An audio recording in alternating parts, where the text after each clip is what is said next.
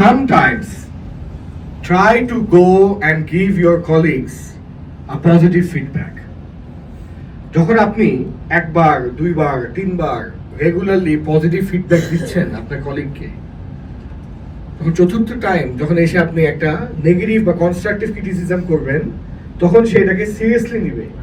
Because you are the person যে always এসে positive কথা বলে। জানো ভাই, সেদিন প্রেজেন্টেশনটা অ্যামেজিং ছিল।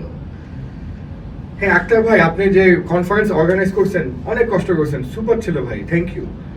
আপনি যখন পজিটিভ ফিডব্যাকগুলো নিজের থেকে প্রোঅ্যাক্টিভলি এসে দেন, আপনি একটা নেগেটিভ ফিডব্যাক উনি খুব সিরিয়াসলি নিবে।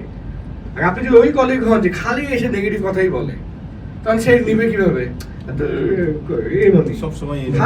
সবসময় এসে খালি একটা খুঁত ধরে, একটা প্রবলেম ফাইন্ড করে। So use this model to not only give a negative feedback যে লেট করে আসছো বলে কি হয়েছে, also use the model to give a positive feedback. একটা ট্রেনিং অর্গানাইজ হয়েছে, এটার জন্য কি হলো, একটা টাউন হল হয়েছে, এটার জন্য কি হইলো, একটা নতুন প্রোডাক্ট ভ্যারিয়েন্ট লঞ্চ হয়েছে, এর জন্য কি হইলো, আমরা একটা ভালো ইভেন্টে স্পন্সরশিপ করছি, এর জন্য কি হইলো।